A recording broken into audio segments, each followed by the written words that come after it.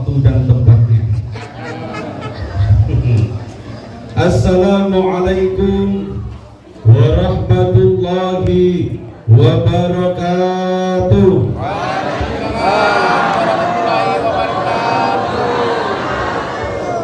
Jalan ke pasar beli daun salam,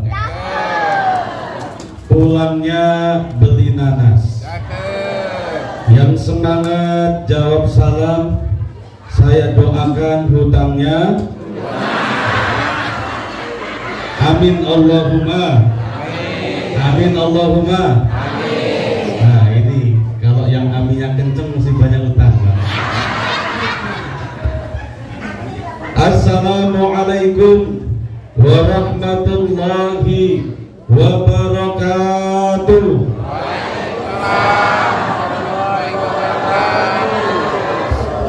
Mudah-mudahan yang semangat jawab salam saya doakan rezekinya barokah.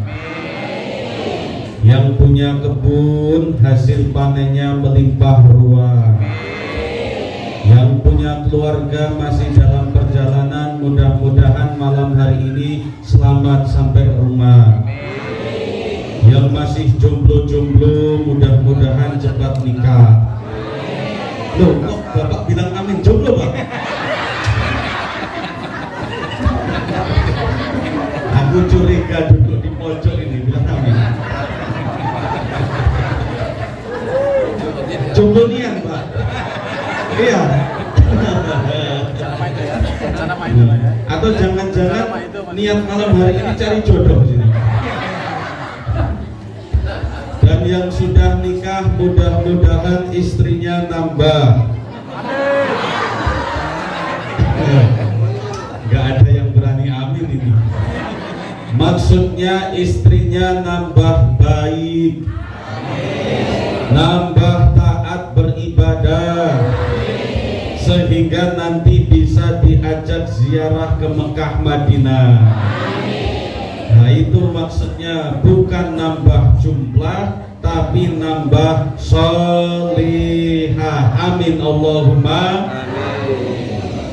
Alhamdulillah.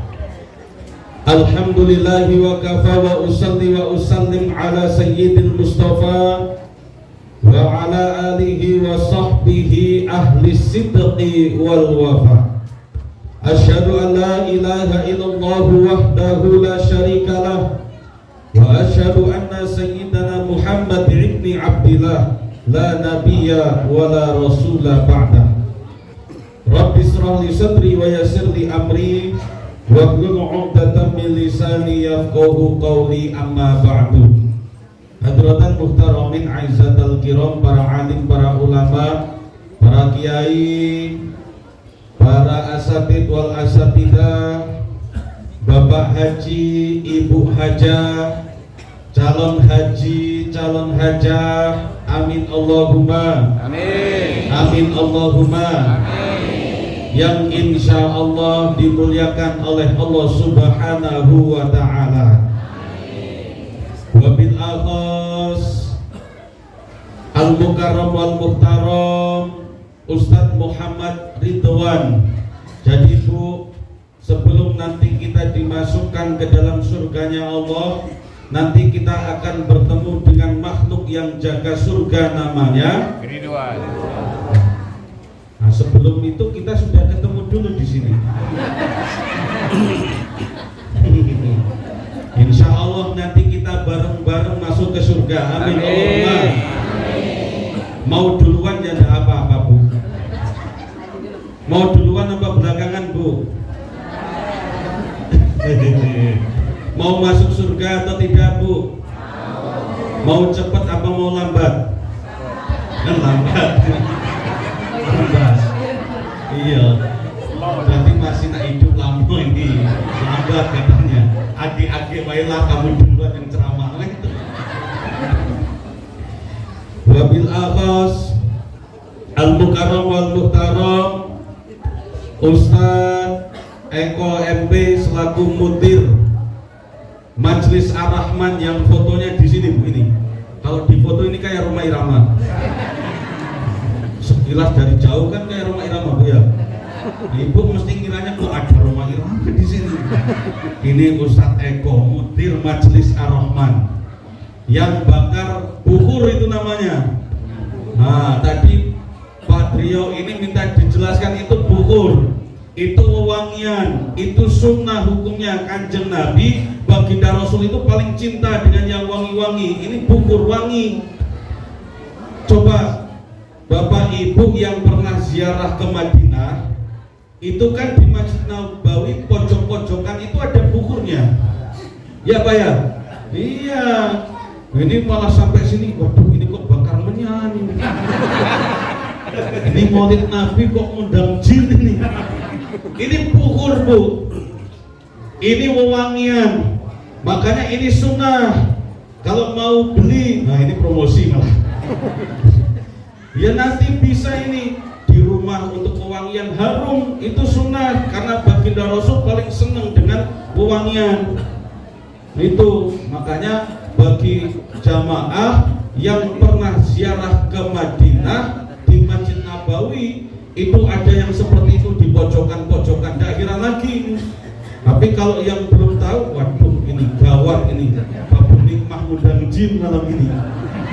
Mana dikeliling tadi, keliling. Jinnya keliling tadi, agak gemuk jinnya tadi.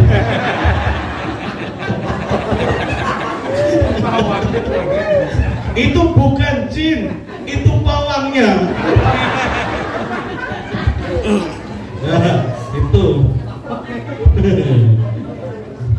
Jadi jelas Pak Bu ya, itu bukur itu sunnah wewangian. Jadi kesunahan ketika mahalul qiyam, ketika tadi kita berdiri itu namanya mahalul qiyam. Itu dikelilingkan wewangian itu sambil ya tambah wangi lagi dikasih parfum. Itu sunnah luar biasa. Nah itu mungkin kata Pak Trio tadi baru pertama kali di Masjid Babu Nikmah maulid nabinya seperti ini. Insya Allah di tahun-tahun selanjutnya seperti ini lagi. Amin Allahumma. Amin. Insya Allah lebih banyak lagi jamaahnya. Amin Allahumma. Amin. Nanti insya Allah ujung sana di luar teras, di luar pagar ada jamaahnya. Amin. Bisa kan di sana? Oh, bisa. Insya Allah. Jangan-jangan di sana kali sungai nggak bisa. Wabil akhas Ketua Masjid Babun Nikmah Bapak Usman Trio yang Masya Allah tadi menyampaikan memaparkan program-program yang luar biasa dari Masjid Babun Nikmah. Babun itu artinya pintu, nikmah itu artinya kenikmatan. Maka berarti sesuai kalau tadi disampaikan bahwasanya masjid ini bukan punya pengurus masjid. Masjid ini bukan punya pribadi, tapi masjid ini punya masyarakat dan jamaah sekitarnya. Makanya programnya sebisa mungkin masjid ini berkontribusi terhadap masyarakat sekitarnya, memberi kenikmatan-kenikmatan, tidak hanya kenikmatan rohani saja, tapi juga kenikmatan jasmani. Makanya ada program kesehatan, ada program makan-makan. Ada program makan-makan? Ada. Tapi sayang kalau pas makan-makan tidak pernah undang saya. Padahal kalau diundang makan-makan aku datang paling duluan. Iya. Wabil akhos Bapak Babin Kamtibnas Kelurahan Wonosari, Bapak Jaka. Pak Jaka itu berarti dari Sunda Pak, dari Jawa Barat. Iya Pak, betul enggak Pak? Kecampuran. Campurannya Jawa Barat ya. Iya. Kalau campurannya Jawa Tengah bukan Jaka, Joko.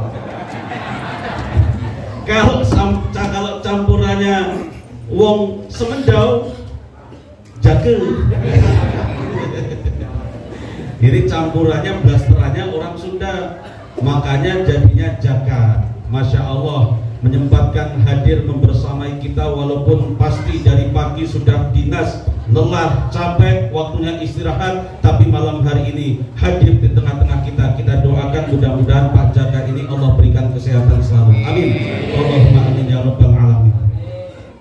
Wabil akhas Ustadz Rudi Hartono, Mudir Majelis Al-Kausar, yang tadi juga membersamai kita bersolawat dan mahalul qiyam.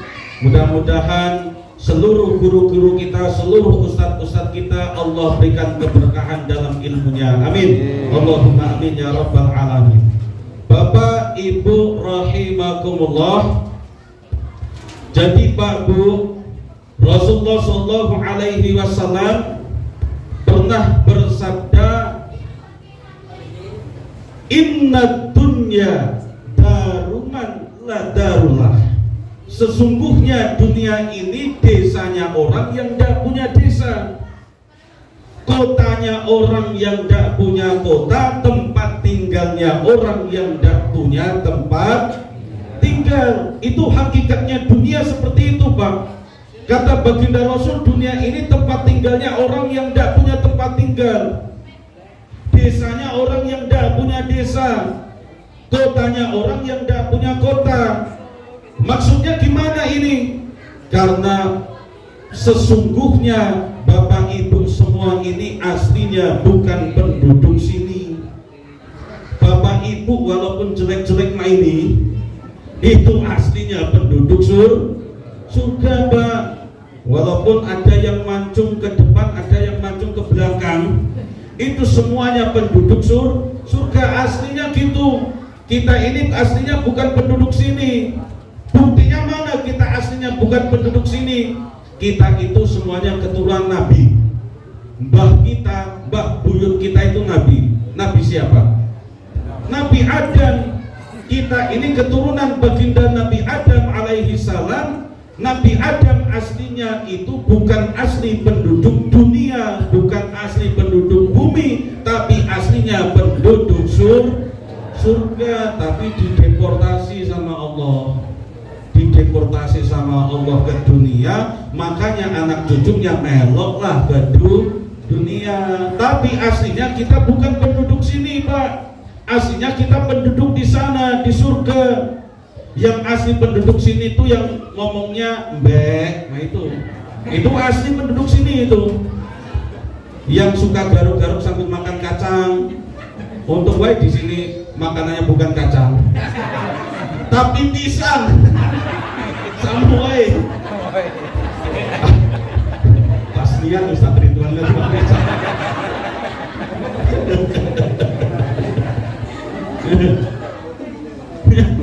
Ya itu yang suka makan pisang, yang suka makan kacang sambil garuk-garuk, itulah asli penduduk sini Pak. Makanya bapak-bapak, ibu-ibu kalau makan pisang jangan sambil garuk-garuk, biar gak ketahuan kalau penduduk sini. Maka kita itu aslinya bukan penduduk sini, karena melok bah kita dideportasi ke dunia, makanya anak cucunya juga dideportasi ke dunia. Walaupun jelek-jelek gini Pak, kita semua ini yang keturunan Nabi Adam alaihi salam, tapi cuma tidak dipanggil Habib gitu. Maka jangan khawatir, ada kabar ini, ada kabar baik. Kita asli penduduk surga, dan ini kabar baik bagi para penduduk surga, kabar baik bagi kita. Bapak-bapak, ibu-ibu sudah dengar kabar ini atau belum? Mau dengar apa enggak kabarnya? Nah, saya kasih tahu ini kabarnya. Kabarnya ini dari baginda Rasul, kullu ummati dakhalal jannah yadkhulul jannah. Semua umatku ini nanti akan masuk lagi ke dalam surga. Semuanya Pak.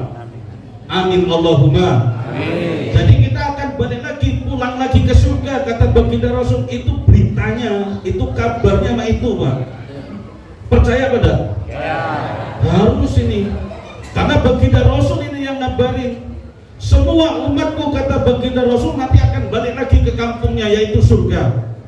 Illa man apa, kecuali yang tidak galak, kecuali yang tidak mau. Wah, ini yang jadi pertanyaan.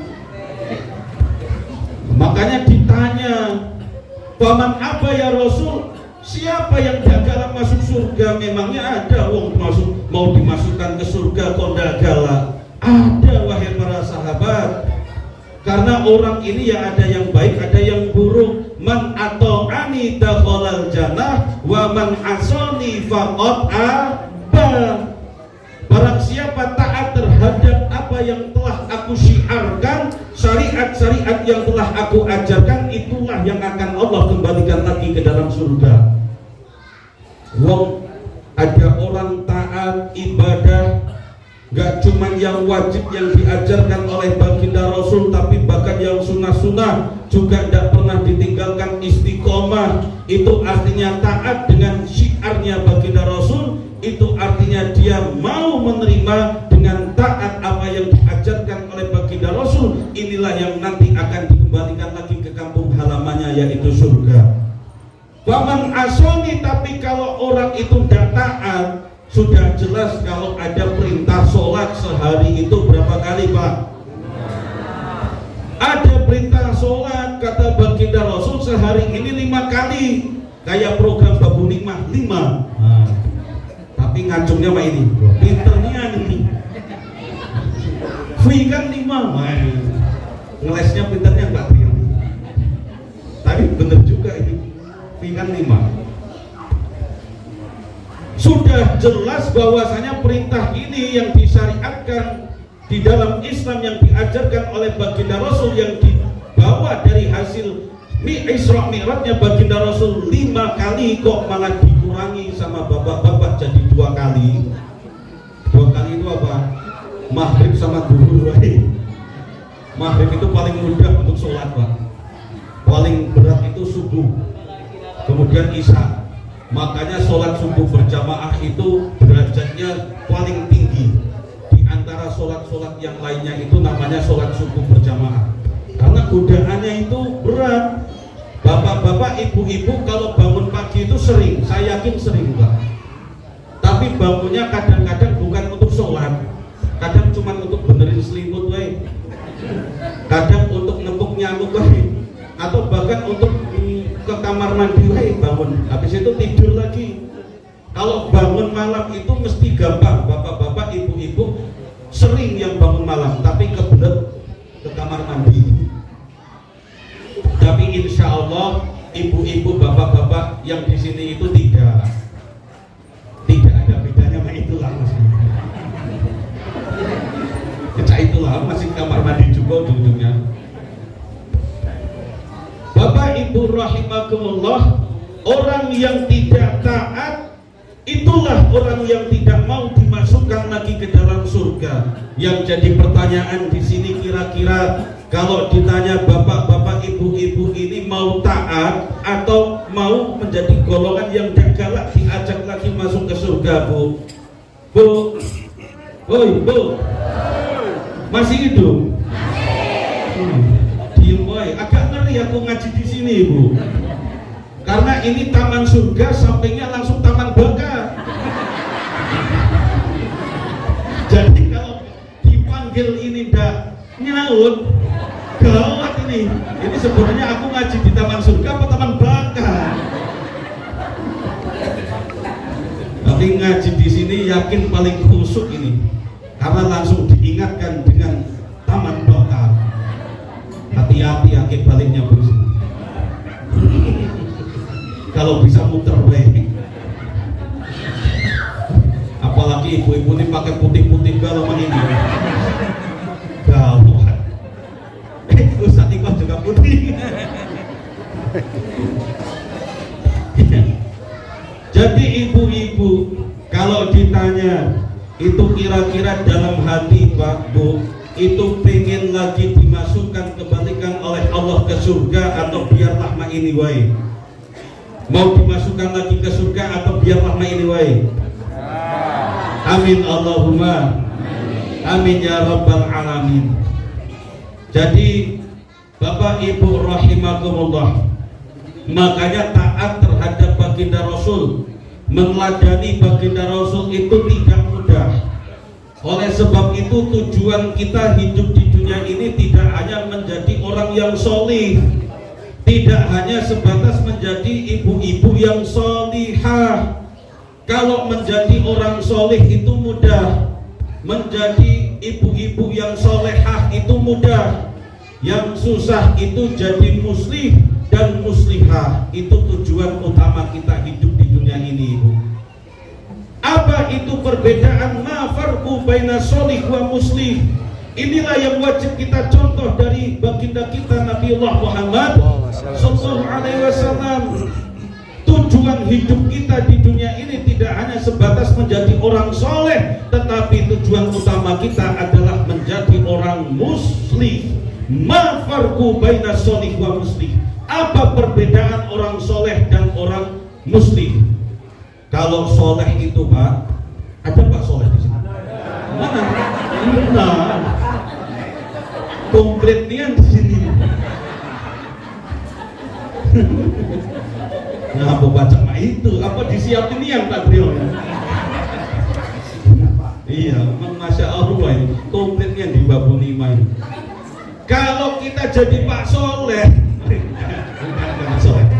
kalau kita jadi soleh dan solehah itu mudah, karena soleh dan solehah itu al khairu li nafsi, kebaikannya itu untuk dirinya sendiri wae. Jadi yang penting orang itu ibadah, waktunya sholat ya sholat, waktunya tadarus Al-Quran ya tadarus Al-Quran, waktunya sedekah ya sedekah, waktunya maulid Nabi ya maulid Nabi, waktunya majelis taklim ya datang majelis taklim. Itu mudah jadi orang soleh. Nah itu pokoknya waktu ibadah gitu aja, mesti jadi orang soleh, mesti ibu-ibu jadi solihah. Yang susah itu jadi muslih ataupun muslihah, karena muslih ataupun muslihah itu al khairu li nafsi wa li ghairi, kebaikannya itu untuk dirinya sendiri dan orang lain. Ini yang susah. Kalau tadi orang soleh itu pokoknya yang penting ibadah, mesti jadi orang soleh. Tapi kalau orang muslim, dia ya rajin ibadah, sembari dia rajin ibadah, mengajak orang lain juga untuk taat beribadah kepada Allah Subhanahu wa ta'ala. Makanya susah orang ngajak ke tempat ibadah itu susah. Orang mengajak ke pengajian itu tidak mudah. Orang mengajak untuk beribadah itu tidak gampang. Makanya susah untuk menjadi yang muslim ini, tapi derajatnya jauh lebih tinggi, jauh lebih mulia orang ketika bisa menjadikan dirinya sebagai muslim, tidak hanya sebatas solih. Kalau solih ini tidak peduli Pak sama orang lain. Pokoknya yang penting aku sholat, tetangga aku tidak sholat, masa bodoh, itu urusan dia sama Allah. Kawan aku tidak sholat, terserah, yang penting aku sholat. Dia nak main gaplek, dia nak main remi, dia nak main apa lagi Pak? Biasanya main apa Pak? Aku tidak apa. Ada yang apa udah? Biasanya minum minuman keras, terserah. Minuman keras itu es batu. Keras kan itu es batu. Nah kalau diminum itu keras. Terserah, yang penting aku tidak maksiat, yang penting aku tidak main gaplek. Itu kalau jadi orang soleh mudah, tidak peduli dengan orang lain. Dan resiko jadi orang soleh itu mesti banyak yang suka, karena tidak ganggu urusan orang lain, tidak peduli dengan urusan orang lain. Ini gampang jadi orang soleh, mesti banyak yang suka Pak, karena tidak peduli dengan orang lain. Terserahlah kamu nak main gaplek, tidak masalah, yang penting aku sholat. Terserahlah kamu nak minum keras, tidak masalah, yang penting aku sholat. Mesti disenangi banyak orang. Tapi ketika kita dari soleh kemudian muslim, kita sholat, juga menasihati yang main gaplek agar berhenti main gapleknya, sholat dulu nanti baru dilanjut lagi. Ya jangan nasihati masa baik sholat dulu, jangan main gaplek, nanti dilanjut lagi setelah sholat. Sama baik kalau itu. Kita menasihati agar orang berhenti main gaplek, agar berhenti judi, agar berhenti maksiat, itu gak mudah. Mesti banyak orang yang menentang, mesti banyak orang yang mencemooh, mesti banyak orang yang membenci. Itu resiko. Benar apa benar? Nah ini pengalaman pribadi yang keras dewe ini. Benar. Jangankan bapak-bapak, ibu-ibu ketika mengajak orang lain untuk taat kepada Allah. Baginda Rasul saja seorang nabi, seorang rasul, sebelum diangkat menjadi nabi dan rasul pada usia 40 tahun, itu ya solih Pak. Orang di Jazirah Arab, orang kafir Quraisy itu senang semuanya sama baginda Rasul, cinta semua sama kanjeng Nabi. digadang-gadang, wah inilah calon penerus pimpinan Quraisy, inilah calon kemudian yang nanti akan menurunkan tahta di kaum Quraisy. Semuanya seneng Pak, karena saat itu masih soleh. Tapi begitu baginda Rasul mendapatkan wahyu pertama di Gua Hira, kemudian menyampaikan kebaikan di kaumnya, bahkan di keluarganya, itu mulai orang yang tadinya keluarga jadi musuh, yang kawan jadi menjauh, bahkan yang saudara, yang tetangga dan percaya memusuhi baginda Rasul Muhammad sallallahu alaihi wasallam. Baginda Rasul saja banyak yang musuhin kalau ngajak orang lain ke tempat yang baik. Baginda Rasul saja Bu, itu dimusuhin wong banyak ketika mengajak orang lain taat kepada Allah. Apalagi kita yang bukan Nabi, yang bukan Rasul. Wajar kalau kita mengajak, ayo Pak, datang ke masjid sholat subuh. Woi kamu nih, macam-macam baru kemarin macam pakai peci, pengen ngajak-ngajak ke masjid. Wajar mah itu Pak. Ibu-ibu ngajak, yang kemarin nggak datang ke majelis taklim, Bu ayo sekarang jadwal pengajian, jadwal ke majelis taklim, ayo hadir bareng-bareng. Ayo baru kemarin kamu belajar Iqra lah, belajar nak ngajak ke majelis taklim. Wajar diomongin seperti itu karena ibu-ibu, bapak-bapak berusaha menjadi muslim. Tidak hanya untuk dewean kebaikannya, tetapi juga dibagikan ke orang-orang sekitarnya. Resikonya kalau menjadi muslim, banyak orang yang tidak suka dengan kita. Jadi nak pilih jadi soleh apa muslim Pak? Nah, jangan tanya Pak Soleh, nanti ganti nama. Aku nak ganti nama jadi muslim. Ibu-ibu nak milih jadi solihah wae, cukup jadi solihah wae atau jadi muslihah? Muslihah nian atau cuma di sini wae karena ndak lemak? Jawab. Hai, kalau mak itu aku nak lemak jadi solihah wae lah, daripada benci tetangga ndak lemak. Nak keluar rumah nih agak takut, ketemu yang itu agak ke dalam lagi, tidak lemak dibenci sama tetangga, betul apa betul? Tapi itu resikonya orang mengajak ke arah yang baik. Jangan berharap kita itu selalu disukai sama orang lain kalau kita sudah menempatkan diri kita sebagai hamba yang terkategori muslim, mengajak orang ke tempat baik, mengajak orang ke acara-acara yang baik. Tidak mudah memang, dan resikonya besar, tapi derajatnya di hadapan Allah jauh lebih tinggi, jauh lebih mulia, karena baginda Rasul mengatakan khairun nas anfa'uhum, sebaik-baik manusia, sebaik-baik hamba Allah adalah yang punya manfaat kebaikan untuk orang lain. Makanya Babu Nikmah semakin bermanfaat dengan program yang 5 tadi, bermanfaat untuk masyarakat, bermanfaat untuk apa lagi? Aku belum hafal tadi. Hah? Apa tadi? Lingkungan, bermanfaat untuk kesehatan, bermanfaat untuk. Ayo bantu aku Pak. Diam wae. Tahu aku baru datang ke sini didiemin wae. Ya pokoknya itu, peduli sama anak yatim, bermanfaat.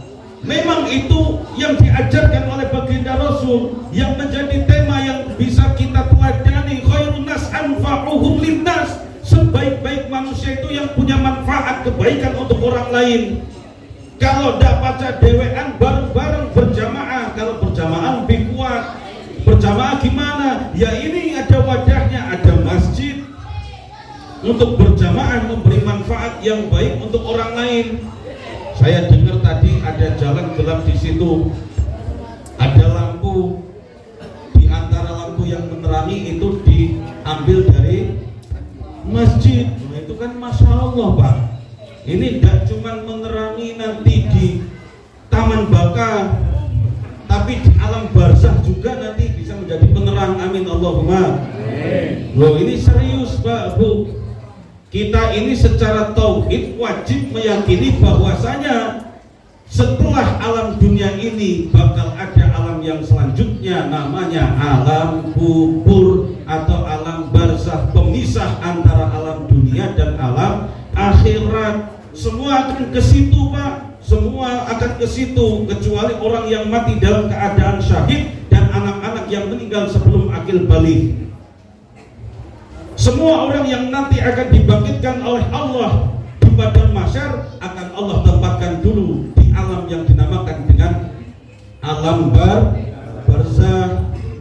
Makanya dulu ketika baginda Rasulullah Muhammad sallallahu alaihi wasallam itu mi'raj ke Sidratul Muntaha, diizinkan oleh Allah, ditemani oleh malaikat Jibril melihat ke Lauhul Mahfuz. Di situ ada pohon yang begitu besar. Rasulullah bertanya kepada Jibril, "Ya Jibril, ma hadhihi?" Ya Jibril, pohon apa ini? Ya Muhammad, Habibullah, ini namanya syajaratul hayat. Ini namanya syajaratul hayat. Syajaratun itu pohon, hayat itu kehidupan. Berarti syajaratul hayat itu pohon kehidupan. Li ayusay ya Jibril, untuk apa Allah menciptakan syajaratul hayat ini? Untuk apa pohon yang sebesar ini di Lauhul Mahfuz Allah ciptakan? Karena sangat besar pohon ini, Pak. Makanya baginda Rasul sangat takjub dengan ciptaan Allah yang berbentuk pohon ini, syajaratul hayat. Li ayusya ya Jibril, untuk apa Allah menciptakan pohon yang begitu dahsyat ini? Coba lihat wahai Muhammad, di setiap tangkai itu ada daunnya, dan di setiap daun itu tertulis nama hamba-hamba Allah. Apa fungsinya? Apa gunanya? Syajaratul hayat ini pertanda hidup dan matinya hamba Allah yang ada di dunia. Kalau namanya masih ada di daun yang nempel dengan syajaratul hayat, berarti orang yang namanya ada di situ masih ada di dunia. Tapi ketika namanya sudah tidak ada di daun itu dan daunnya sudah lepas, sudah terjatuh dari syajaratul hayat, berarti orang itu sudah tidak ada di dunia. Artinya sudah qaid,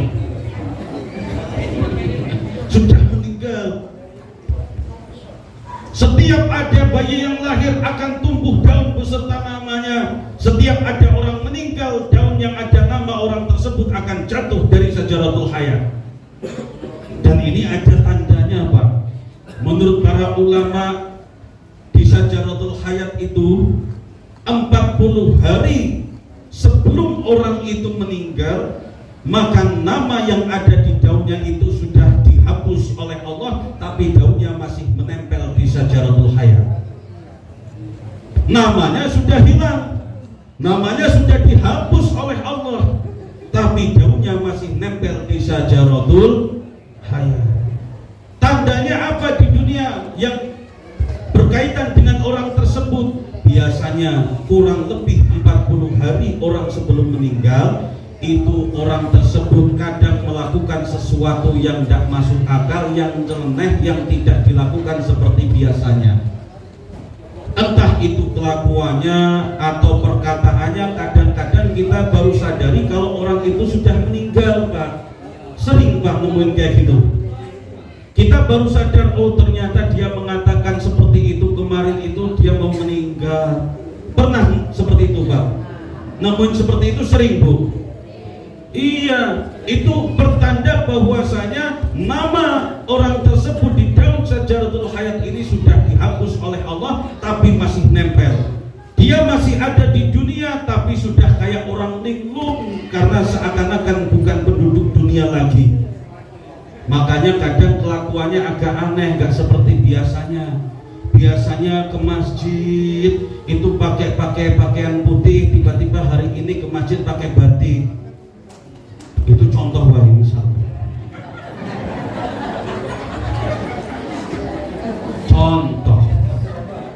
Ya contoh itu kan basi, contoh. Biasanya ke masjid dipakai pakaian putih, terus ke malam ini tiba-tiba pakai batik. Nah ini agak aneh, Pak. Apa ini tanda-tandanya atau gimana? Ini ya, kan banyak yang pakai batik, Pak ya. Dan dewean, Pak, banyak kawannya.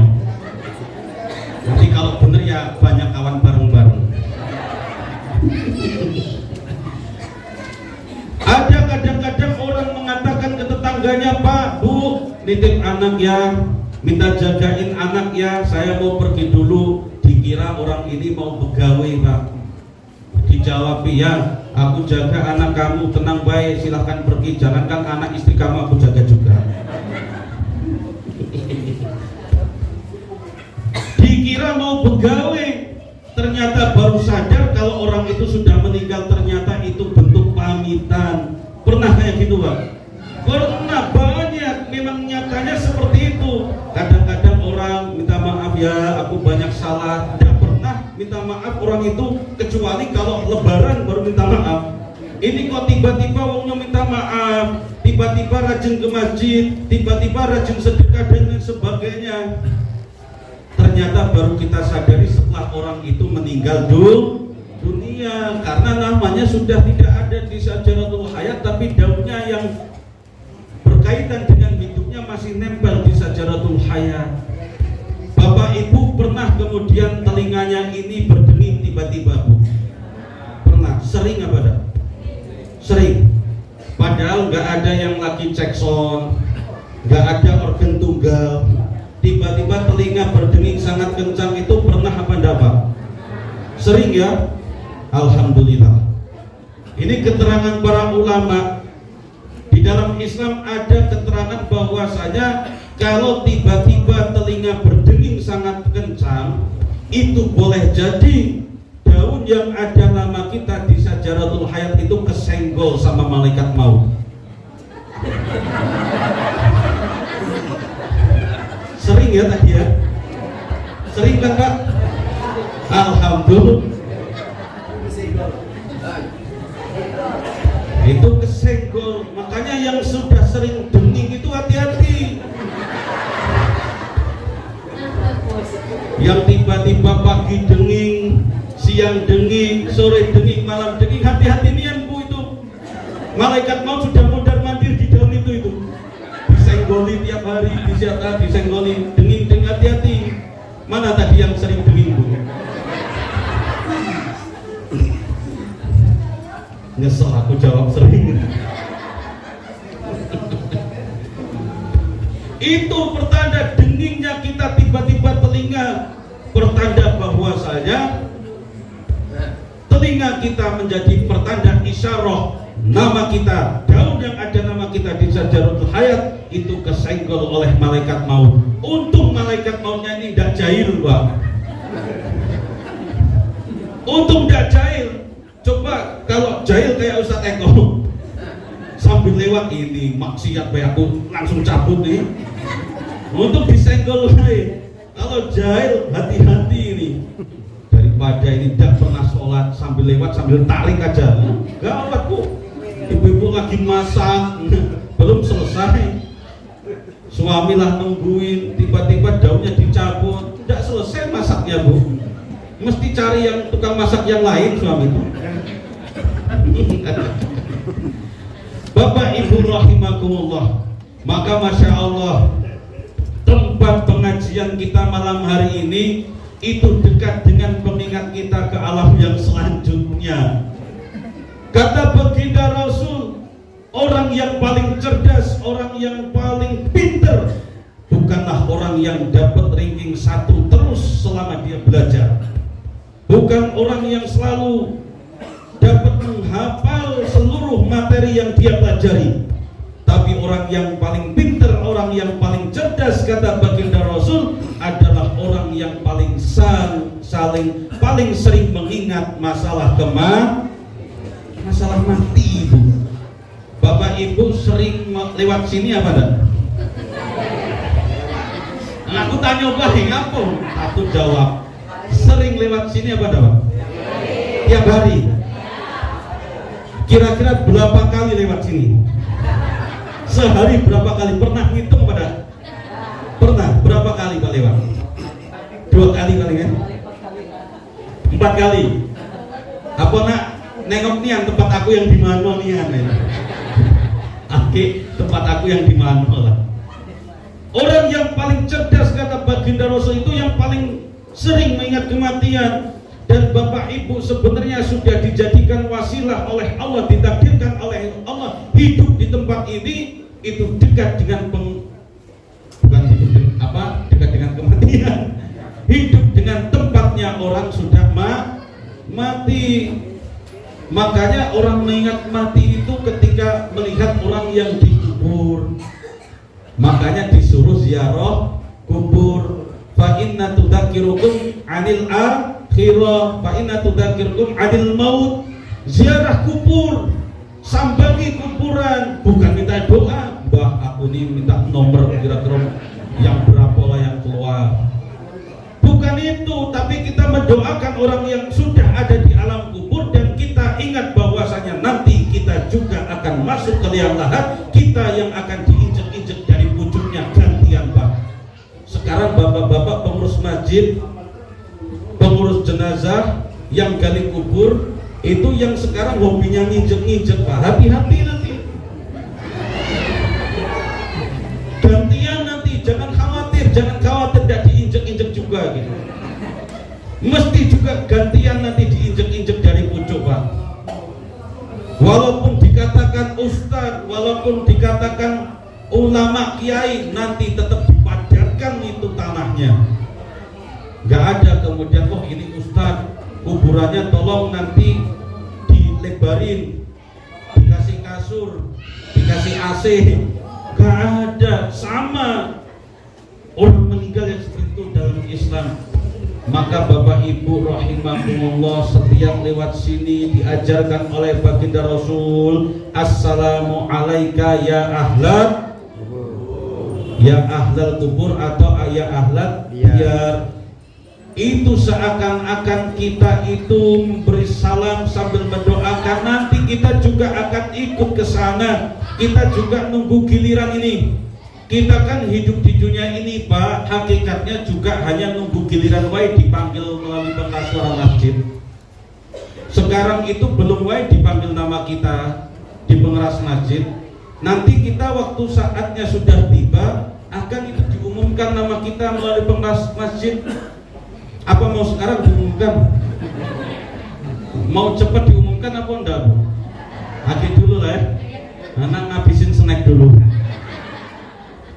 Nah ini tuh tinggal nunggu giliran wae.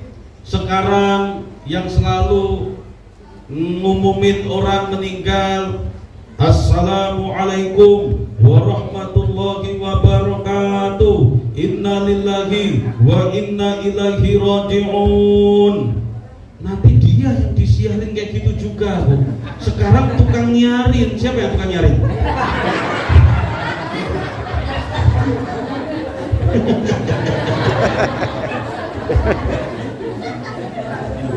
Bapak berdua, bertiga, Masya Allah,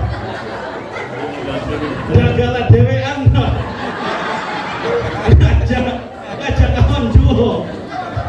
Iya, ngajak 30, tadi katanya duo, diajak lagi sampingnya, mau, kamu harus mau ngajaknya.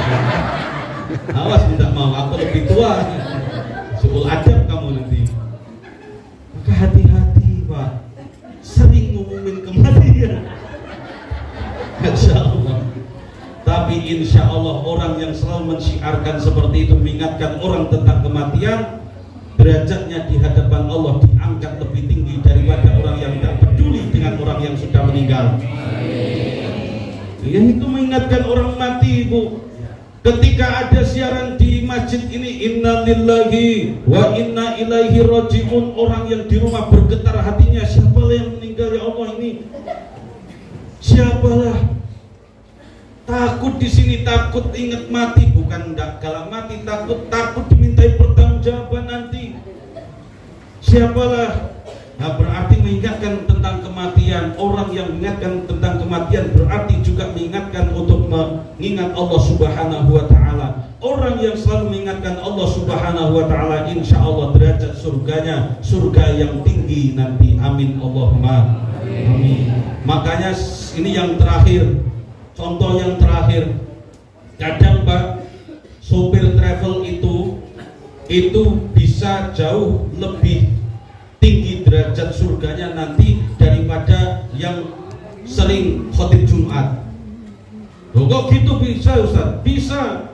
Coba kalau bapak-bapak, ibu-ibu naik travel dari Prabu Muli ke Palembang, sopir travelnya ini cepet nian, ngebut, ugal-ugalan. Ingat Allah apa enggak? Ingat Allah, pikir apa enggak Pak? Astagfirullahaladzim, ya Allah, ya Allah, ya Allah, ya Allah. Pelan wae Pak supir, ya Allah, ya Allah. Berarti itu supirnya mengingatkan orang tentang Allah Pak. Bagus itu supir travel yang itu.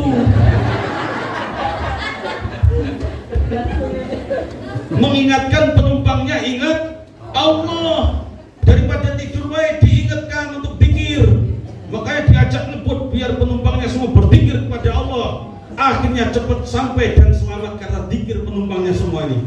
Nah, kan gitu. Nah, tapi kalau yang khutbah ini biasanya malah menjadikan orang lalai terhadap Allah. Khutbah Jumat ini begitu khutbah mulai, alhamdulillah, nah, waktunya tidur. Nah, ibu-ibu tidak ngerasain nikmatnya tidur waktu khotib. Sudah. Bapak-bapak inilah yang nikmat nian begitu, alhamdulillah, alhamdulillahirabbil alamin. Bukannya dengerin, malah waktunya tidur. Nikmat itu. Ini khotib bukan mengingatkan ke Allah, malah bikin orang lalai dan ingat Allah karena bikin tidur. Nah, nanti hati-hati kalau jangan iri kalau surganya itu di bawah supir travel. Supir travel itu tiap hari ngingetin Allah, ngingetin penumpangnya ingat Allah.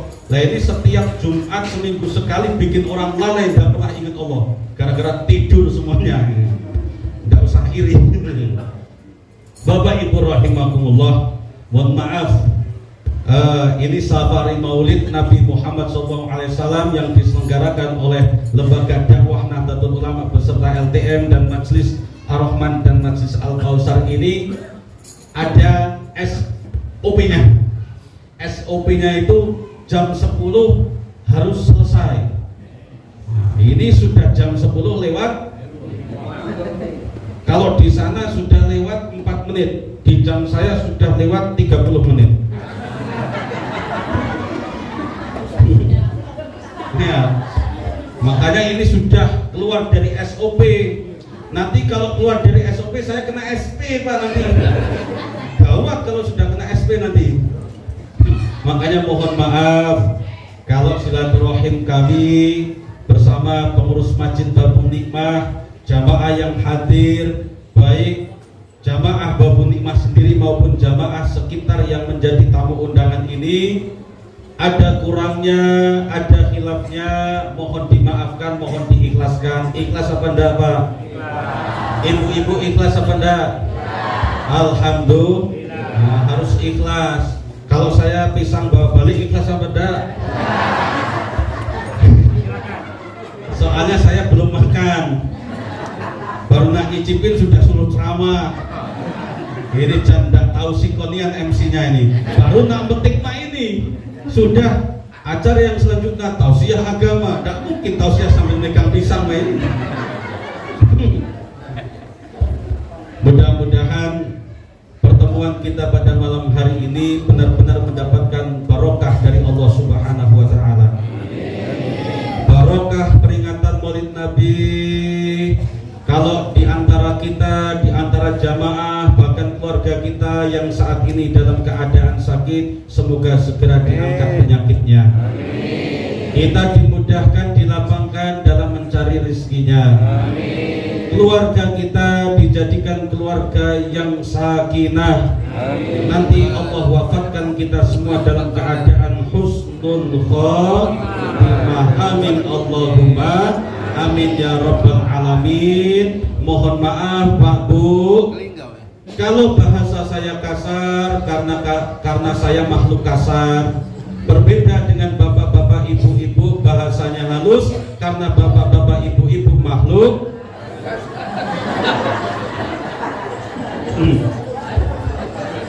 Ya, baik, para makhluk halus baliklah dengan selamat nanti sampai rumah masing-masing.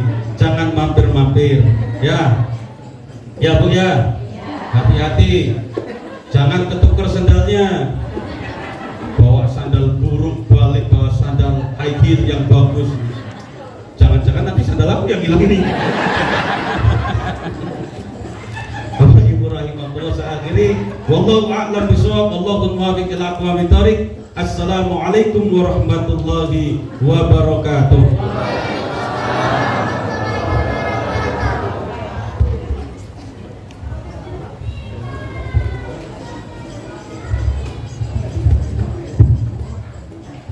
Nasalul barakah wal ijabah wassalamah wal karamah bi barakati surat al-Fatihah.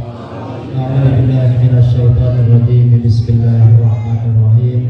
Alhamdulillahirabbil alamin arrahmanir rahim maliki yaumiddin. Iyyaka na'budu wa iyyaka nasta'in. Ihdinas siratal mustaqim. Siratal ladzina an'amta 'alaihim ghairil maghdubi 'alaihim waladdallin. Amin. A'udzu billahi minasyaitonir rajim. Bismillahirrahmanirrahim. Alhamdulillahirabbil alamin hamdan syakirin hamdan na'imin hamdan yuwafi ni'amahu yukafi'u mazidah. Ya Rabbana lakal hamdu kama yanbaghi li jalalika wa wajhikal karim wa 'azimi sultanik. Allahumma shalli wa sallim ala sayyidina Muhammadin al-fatih lima ughliqa wal khatim lima sabaqa nasiril haqqi bil haqq wal hadi ila siratikal mustaqim wa ala alihi bi haqqi qadrihi wa biqadarihi al-'azim bi rahmatika ya arhamar rahimin. Allahumma ighfir lana warhamna wa tub alaina wa liwalidayna warhamhuma kama rabbayana shighara wa li jamil muslimina wal muslimat wal mu'minina wal mu'minati al ahya'i minhum wal amwat.